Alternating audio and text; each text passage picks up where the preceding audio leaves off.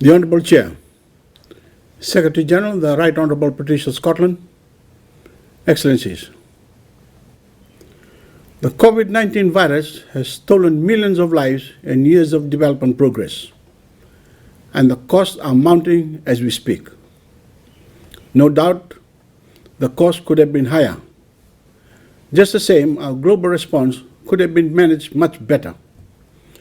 It's time we reckon with the failures that fanned the flames of the pandemic's devastation.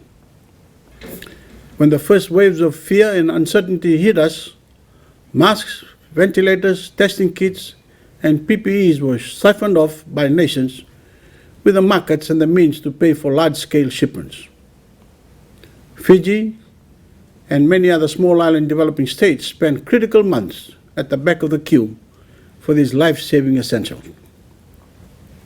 As supply chains stabilized, medical equipment and supplies eventually found their way everywhere they were needed. But the advent of life-saving vaccines reignited the same strains of nationalism. Now, even as huge segments of developing world populations cannot access a single dose, wealthier countries are considering third doses of booster shots for their citizens. We are setting the stage for two worlds, one that is safe and one that remains a pariah to the other, one that recovers and one that languishes in vulnerability to the crisis yet to come. The irony is that no nation is truly safe, and no economic recovery can truly take place until vaccinations are universal. We simply can't recover if we stay within bubbles. Goods must move. Labor must move. People must move. Science can solve these problems, but only when matched with solidarity. Fijians know it.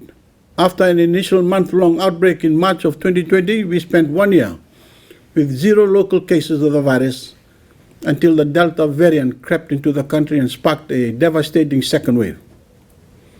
We quickly identified mass vaccination as the most sustainable way forward.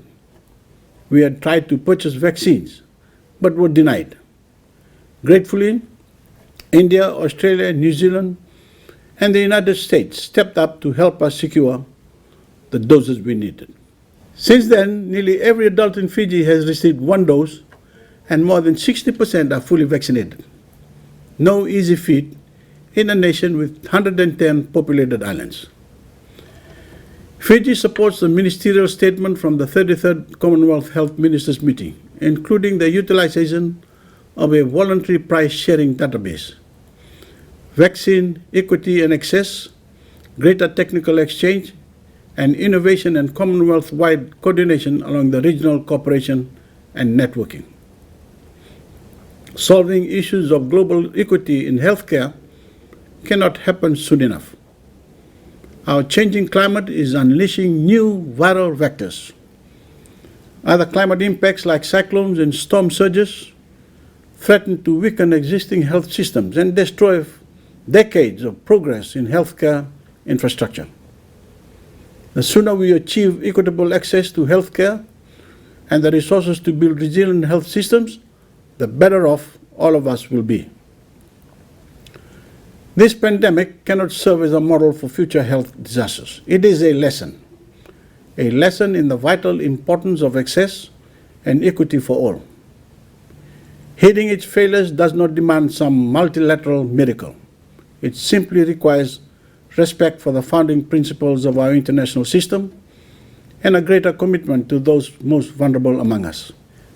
And the Commonwealth can be a beacon for cooperation that ensures the next crisis brings out the best of our multilateral system rather than to expose its shortcomings. Thank you.